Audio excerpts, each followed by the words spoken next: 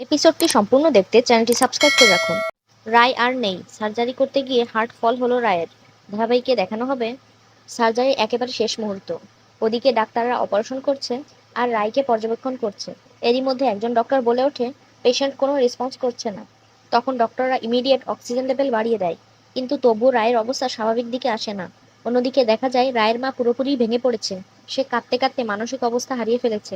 একবার প্রার্থনা করছে যেন তার মেয়ে ঠিক হয়ে যায়, আবার ভাবছে রায় যদি আর বেঁচে না ফেরে তাহলে সে নিজেকে কিভাবে ক্ষমা করবে। সারা জীবনভর নিজের এই ভুলের জন্য গড়াগড়ি হলে খেলেও তো এ পাপ থেকে সে মুক্তি হতে পারবে না। তাই সে বারবার প্রার্থনা করে আর বলে, রায়কে এবারের মতো ভালো করে দাও, আমি আর কখনো তার গায়ে একটি আঁচও আসতে দেবো না। অন্যদিকে ডক্টররা রায়ের বুকে হিট প্রেশার করতে থাকে, কিন্তু তবু রায় রেসপন্স করে না। এভাবে পর্বটি শেষ হয়। রায়ের এই অবস্থা দেখে ভক্তমহলে গুঞ্জন উঠেছে, তাহলে কি এবার সত্যি মরে যাবে রায় আর এভাবেই শেষ হবে ধারাবাহিক মিঠিজোড়া? কিন্তু দর্শকরা এমনটি চান না। তারা চায় তাদের রায় সুস্থভাবে তাদের মাঝে ফিরে আসুক। আপনাদের কি মনে হয়, এটা নিছক গুঞ্জন নাকি পরিচালকও এমনটি ভেবেছেন? পরবর্তীতে ফুল এপিসোড দেখতে চ্যানেলটি সাবস্ক্রাইব করে রাখুন।